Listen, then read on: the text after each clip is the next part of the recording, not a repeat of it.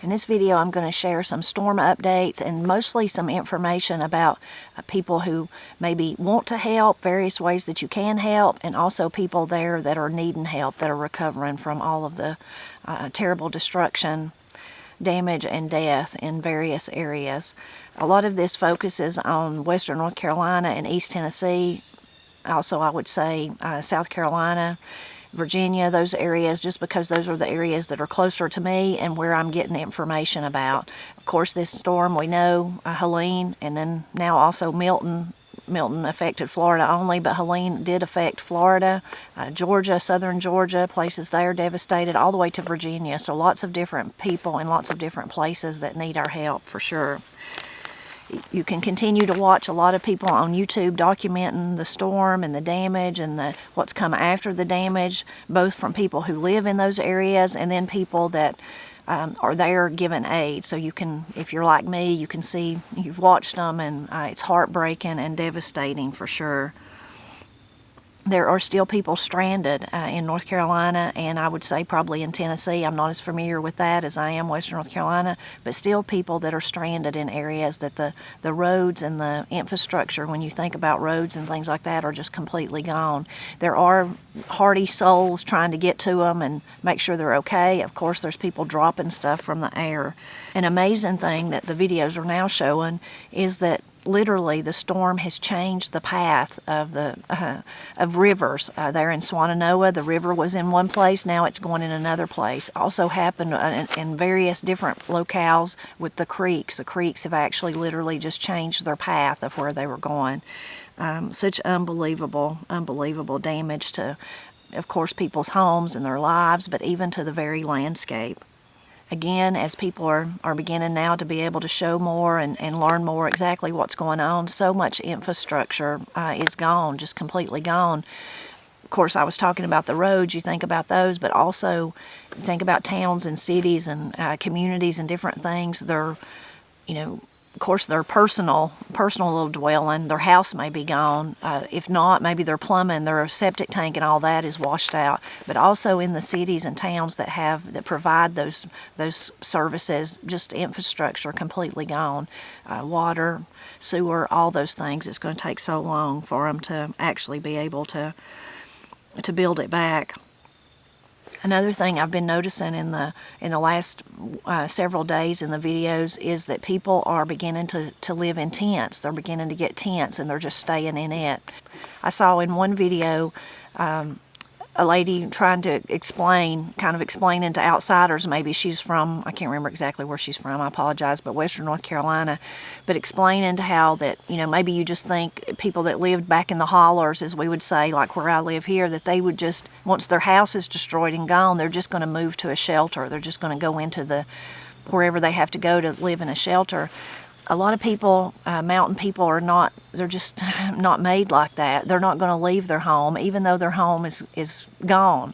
Those are like generational places where their parents, maybe their grandparents lived or whatever, and that's all they've got in this old world, is how they would look at it. So they're going to stay in tents.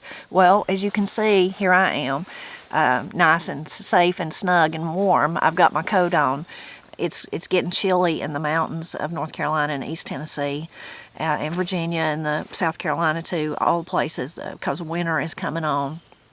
So staying in those tents it's going to be really tough on them. But I saw a lot of videos. One of Mark Honeycutt's was showing where this was the gentleman's home that was almost paid off. It's gone, just barely pieces of the foundation left. And here's his tent. Here's his tent now, where he's living. So remember those people. Remember all of them, but just it's hard to think about them being in the tents. The road issues continue. I-40 and I-26 are still real major issues at the borders of Tennessee and North Carolina. That's one of the major places that travel takes place. There's lots of those places in the United States, I know, but in my area, that's like one of the main thoroughfares, I guess you would say, both of those. and they've diverted a lot of the traffic. My county here of Cherokee, we've seen just a whole lot of traffic increase on the main roads, not on the little back roads like where I'm at, but on the main 4-lane that goes through Murphy because of that diversion, because people are being diverted into other areas to use other ways. So we've definitely seen that here. There's still lots of issues with bridges, both large ones and the small ones that would be like on the little road that I live in. Still a lot of damage there, but a lot of work. A lot of people doing major work trying to, if not totally fix those bridges and those places, to at least get it passable so that a vehicle could get across. And if not a vehicle, then maybe an ATV or something like that so that they could take aid to people. So lots of progress being made there, but just still lots of damage that needs to be done. Last week, the state of North Carolina issued an essential travel advisory for many counties in that area that was hit in North Carolina. My county, as I was saying, is not one of them. Clay is not, Swain is not, Graham is not here in the far western end, but the ones further east and then kind of north, the northwestern part, there's a lot of counties that they've deemed only essential travel because of the shape of the roads, and then because those people need the aid. They need when you think about gas stations, that there's not as many gas stations because so many of them were damaged, and then so that demand for gas and just the way needs to be not impeded. It needs to be for the people who are offering aid. So that has happened this past week, and I'm not sure how long that will continue. When it comes to those, thinking about not so much the public ones, the state bridges or the state ones or any of the big ones or the small ones that are state maintained, or even the roads. Of course, the state's going to take care of that, and right now people are just working, like I said, to get to where you could get across it. But when it comes to personal people, like your driveway and the little bridge that you built yourself to get to your house, I wanted to share one resource. Mickey from Celebrating Farm Life shared with me some information of where you could get beams, the beams that were, again, people used to do their bridges on their driveways, and then also some people that are experienced in those things. This, of course, may be at a later date. You might need this information, but I will share what she shared with me in the description below, so I will share that. Now I'm going to go just talk about some different ways that you can still help, some things that are available for people who want to help, and then also if you're one of those poor souls that have been hurt by all of this, that some resources for you that you might be able to take advantage of.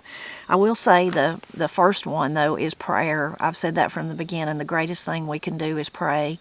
We serve a mighty God. We don't understand when terrible things happen, but we can pray, and He promises He'll be there to help.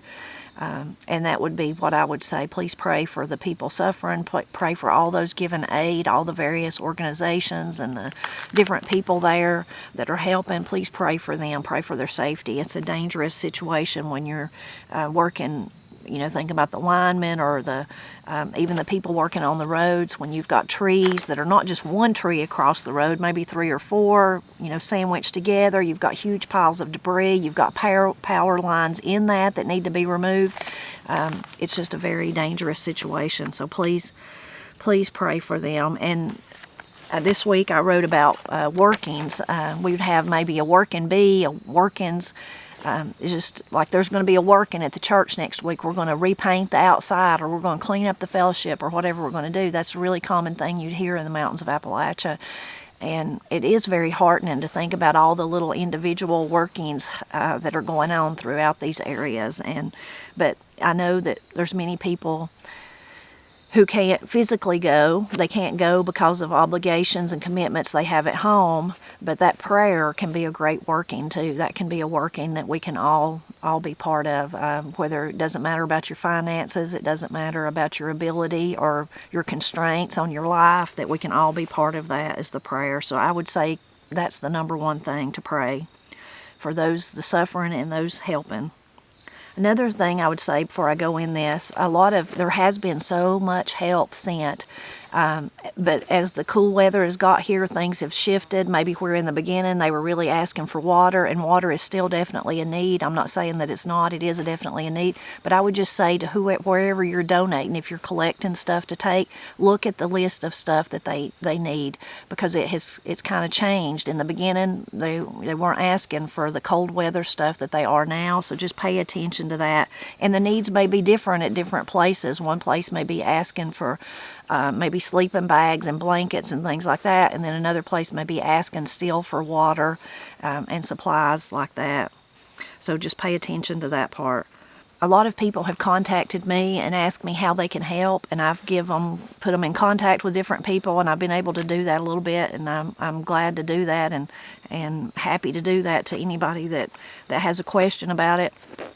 But I would say it's amazing, again, how many people have helped, that no matter where you live, check in your area. You may find someone just right down the road collecting supplies that you could donate to. Maybe you could help them financially to get here. I saw this morning a place in Montana that was, she started out, I think she owns a gym, she started out just going to send send some by Amazon or something, ship some here, and then it turned into this huge thing till now she has to have like a tractor trailer. So even no matter where you live, check in your local area. And I know everybody's not on Facebook, and there's a lot of people that don't like Facebook, and I understand that, but it has become a real resource during this, so that no matter where you live, I bet your town, your city, your community, maybe your emergency management program for your area, they all have a Facebook page. And what they have used that for during this time is to share information about where they're collecting stuff, about maybe where they need volunteers. It's just been a real resource. And one tip I've shared in a video before is a lot of times Facebook will let me look, like if I'm not logged in, it will still let me look at a page. So you might try that. If that doesn't work for you, maybe you have a grandchild, a neighbor, or someone at the gym or at the church or at the restaurant or wherever in your little community, your community center, that is on Facebook. And you could say, hey, could you look for my county or the county over and see if they need anything, see if they're collecting goods to take, see if there's a volunteer opportunity or something like that. So I would say that's a huge resource. And also, a lot of churches have Facebook pages, so you could look there if churches in your local area are collecting stuff. Other organizations too, especially those emergency management pages. I found, I didn't know that, but during this, that so many counties have those Facebook pages, and they're able just to constantly put out information for people wanting to help, but also for the people in their areas that are really suffering. Now, a lot of areas still don't have power. They don't have internet. They don't have any of that. So for those folks, it's going to have to be word of mouth to get them the information they need. Although day by day they are getting power back in more and more areas, and I pray that that continues, and I know it will. They're working really, really hard. Also, my local area here, I look on WKRK, that's our radio station. They have a Facebook page, and they're sharing information. So those are all tips. Also, your local newspaper, of course, you could look in it, and they may have something. If there's some kind of organization in your area that's collecting donations, I bet that it's shared in your local newspaper. Another thing those pages are really great for is like I said, the volunteering. So I saw on I think it's Madison County. Now I don't remember, Madison County, North Carolina. I don't remember if it was their emergency management page. I believe it was though. But you could probably just search for that. But they were talking about volunteering, and they have it set up where there's an area where every morning that you want to volunteer to help, just muck out stuff or do whatever they need, just show up there every day at, I don't remember the time, I don't want to share that, but at that time, bring you a lunch to eat, bring something to eat. Of course, dress appropriately. They will provide they might even provide the lunch, but I don't think so. But they will provide the gloves and the tools and, of course, the instruction of what they want you to do. And then they will take you, and then they will bring you back and drop you back off. So lots of different options like that. In one of my videos recently that I was sharing like this, I shared, and I'll put this link again in the description below, but I shared a link in Tennessee where it's like they have decided they would, organization counseling. So for people who need counseling because of what the horrendous loss that they've suffered, and it was free. It would be pro bono or based on your income, you know, but if you needed it, they were going to be there. Well, Rebecca shared with me that also Focus on the Family was doing the same thing, Focus on the Family. So I will put that link in the description below too. And then I'm going to read just a minute from my notes that I put in my phone as people contact me.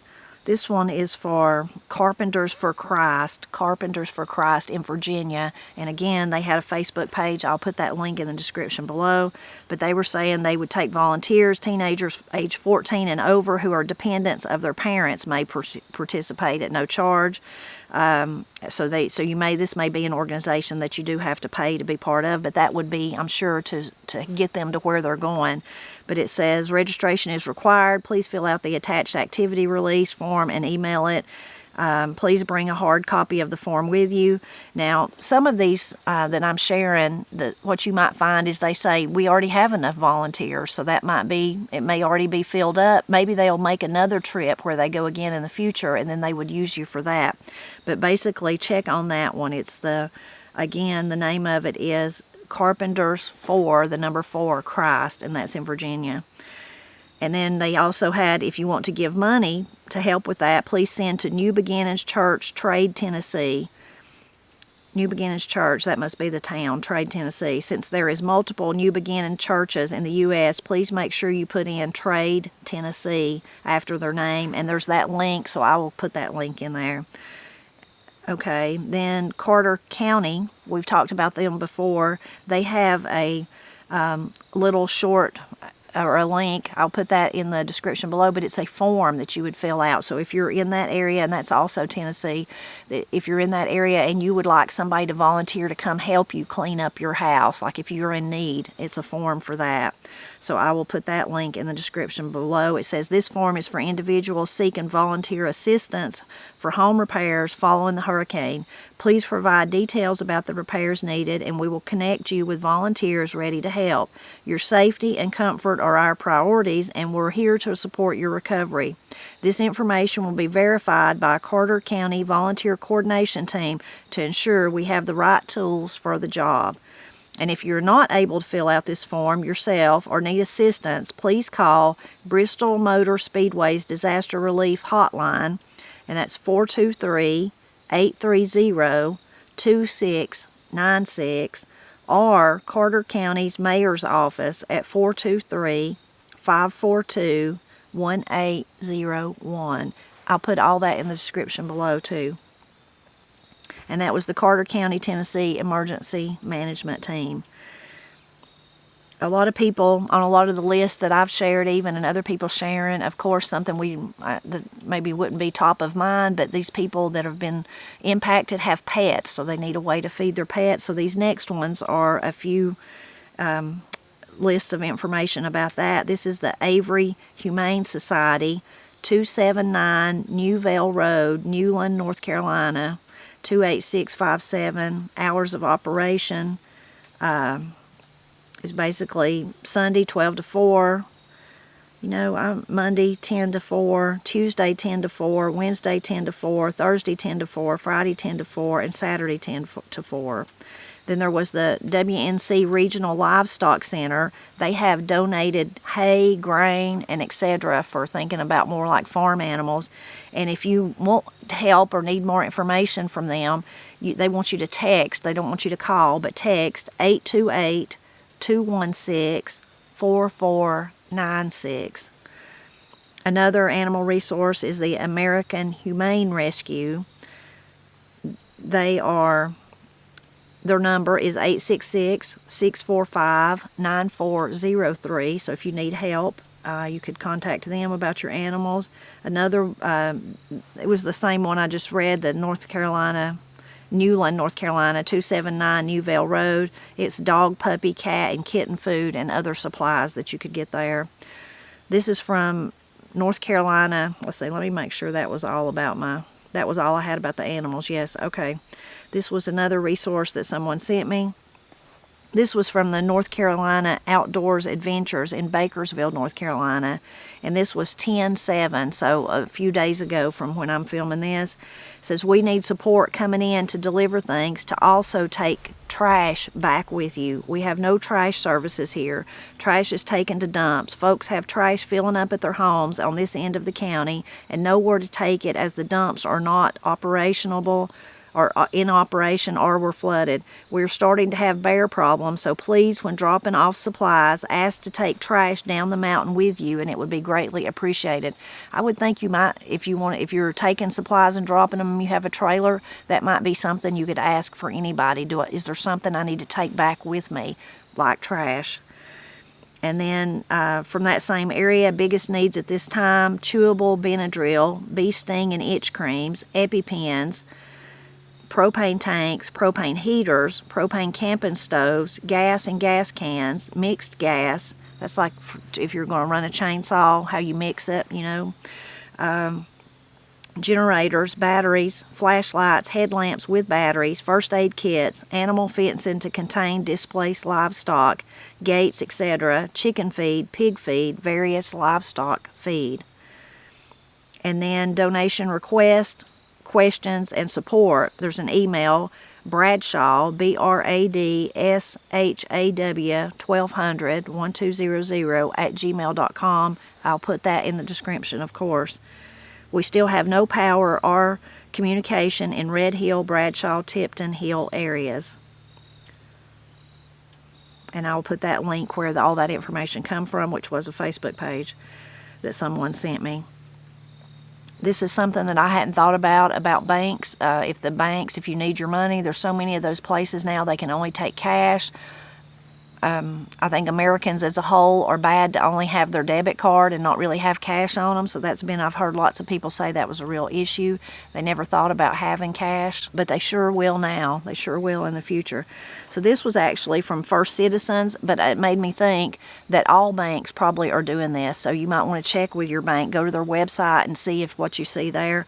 But this was from First Citizens. Our priorities are to be attentive to our customers, flexible with our solutions, and patient in our approach. If you need assistance, contact your local banker or call First Citizens Engagement Center at 888-323-4732.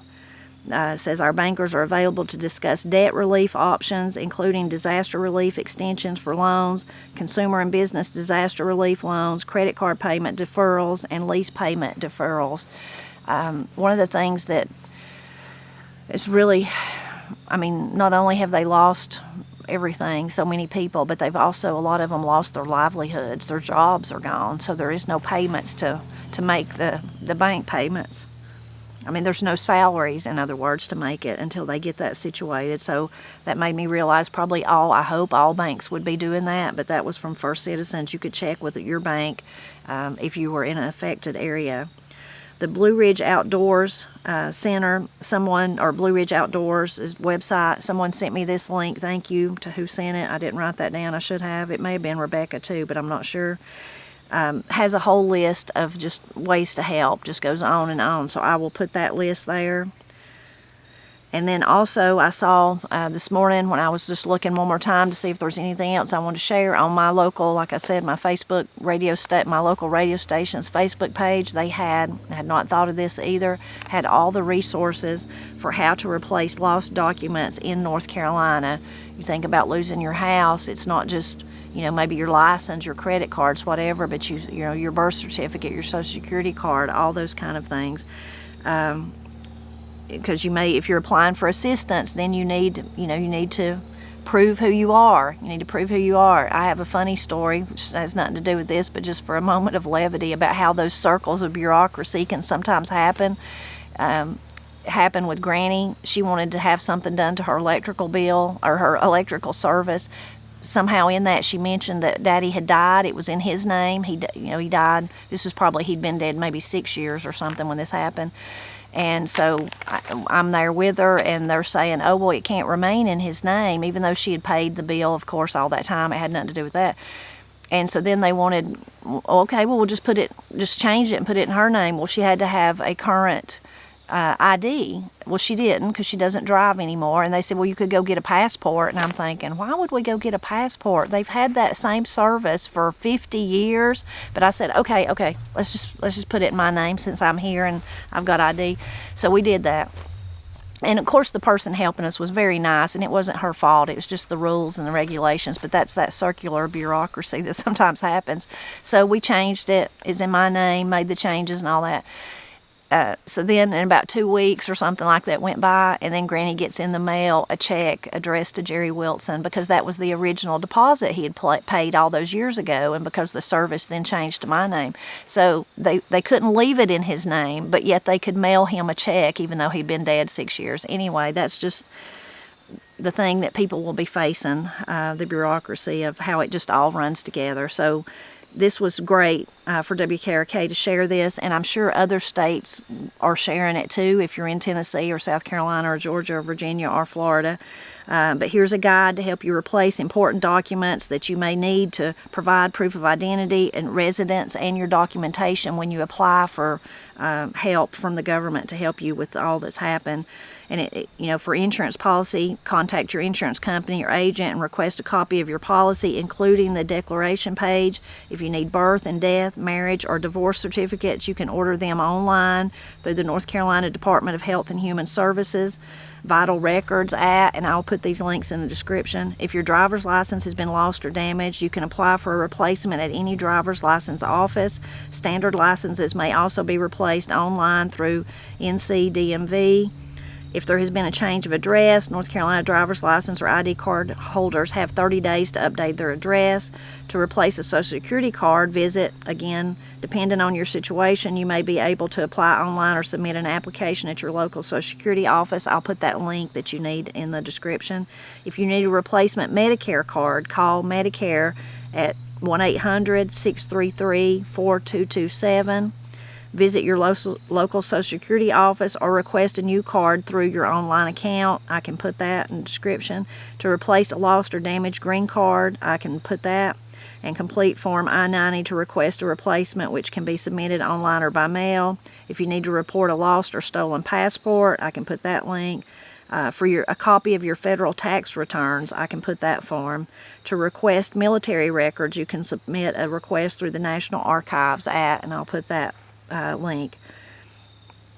So again, just things that I didn't certainly think about. How do you replace all that stuff? And it's just overwhelming to even think about, but I'm sure other states are sharing that same exact information. And a lot of people are in those areas that still don't have communication or power. Of course, they're probably not even hearing this, but they certainly can't go online and get everything, or go online and watch this. So maybe if you're someone that has a loved one there, this is information that you can share. In some of the other videos I shared, and I'll reshare it in the description below, was from Haywood County resources, a lot for that county. I can put those in the description below. That was for people wanting to help and then people there that needed help. There was a list of pharmacies that are operating. That one may even be more now, but I could put that one in there again. Also, very important was for North Carolina. Again, I'm sure all the states are doing this, but information about how to apply for unemployment, because so many people have lost their jobs. There was Starlink instructions, so that if someone gives you the Starlink console, maybe you could have that kind of printed out and help people that need help setting it up, so then they would be back in communication online with their family, with their jobs, and to be able to access all of these things we're talking about. I will share again some of and I'll put this in the description, but if you're able to donate financially, some of the things I think would be great is the Cajun Navy, Samaritan's Purse, Mercy Chefs, Grindstone Ministries. Grindstone Ministries also has a Amazon list. They keep updating. You can look at it. If it's all if it's all gone, it's all been bought up, they will update it again, so just keep an eye on it. And it's things like, it's various different things, but it's things that are going to be shipped directly to them, and then they can take it directly to people they're working with. So, maybe hazmat suits so that people can clean out, I don't know if that's what you call them or not, but like the white Tyvek kind of suits, because it's so muddy. Breathing stuff to help, because they're having to breathe in that terrible dust in some places, and then some places, all places I guess, are contaminated.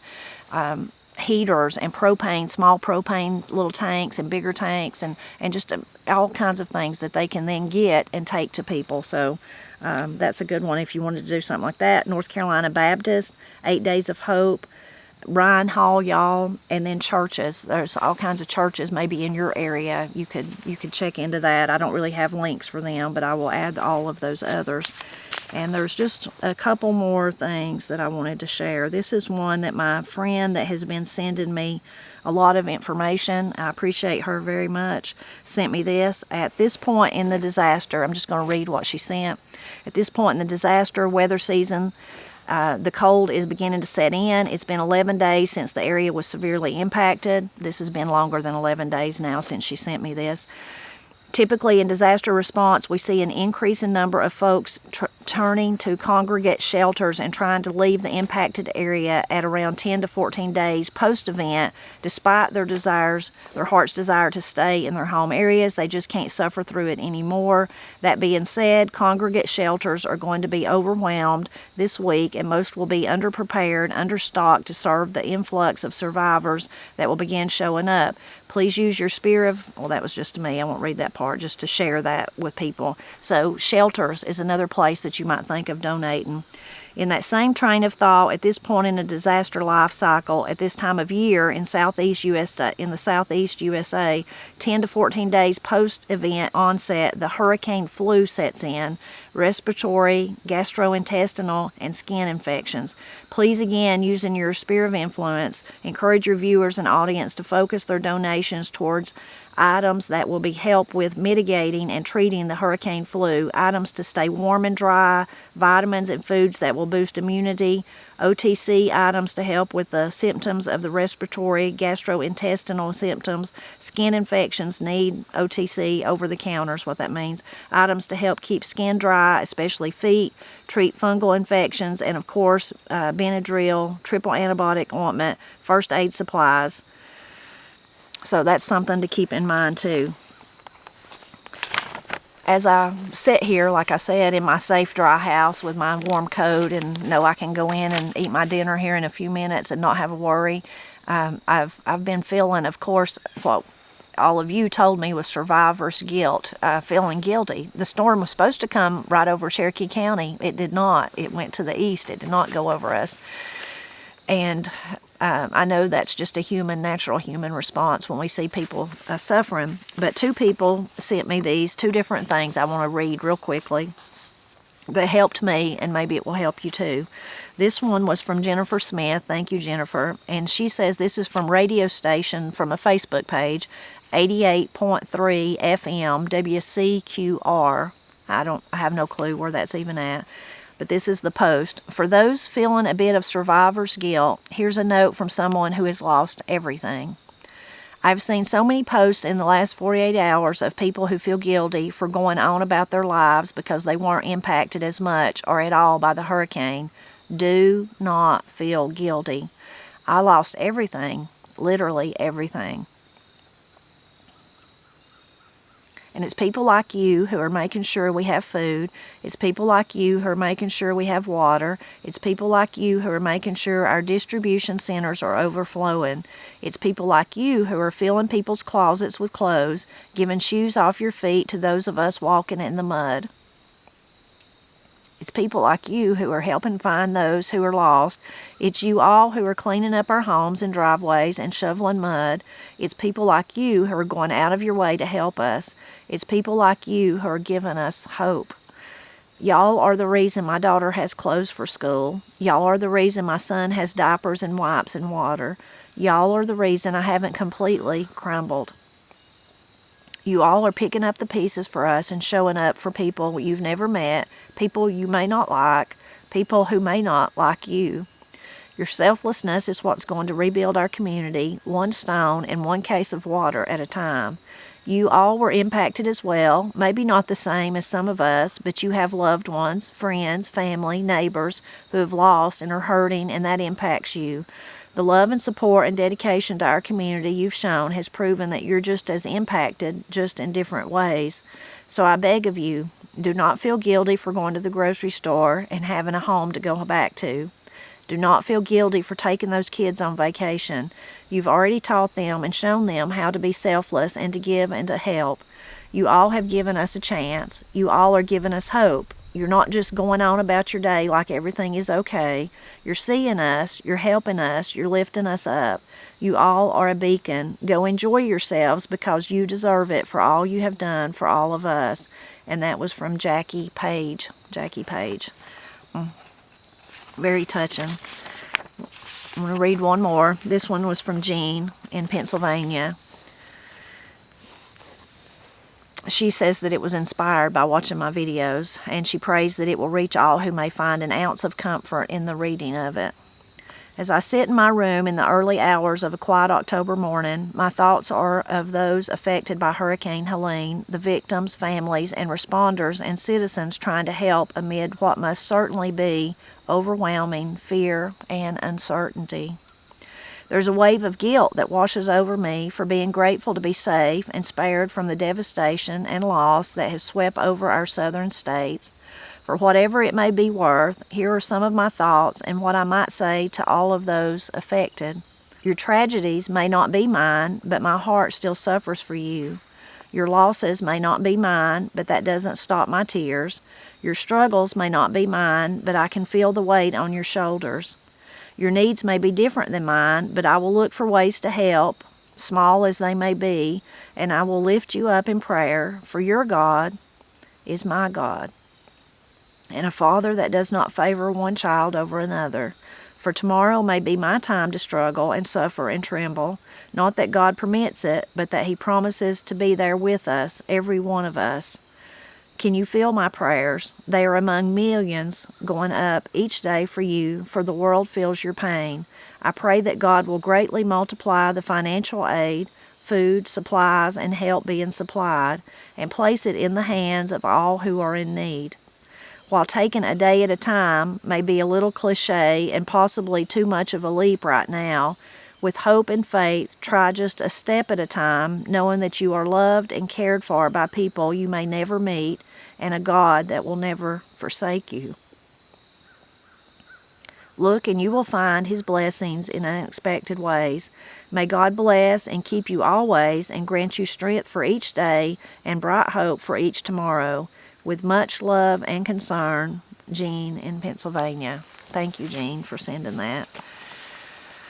And I hope that was inspiring, both of those things I read, inspiring to you as much as it was to me, because I've certainly been feeling the survivor's guilt and certainly feeling so bad just for the people that I've prayed for continually, and I will continue to pray for and try to help in all the various ways that I can, and I know that you're doing that too. I would ask you to continue to pray. It's our greatest weapon. We serve a mighty God. Pray for, Jean summed it up wonderful there, for the financial aid, for the people that are working, for their very hearts, for everything that they need. Just pray for them in each way that they need you. I appreciate all of you. Thank you so much for those who've reached out, wanting to know how they can help.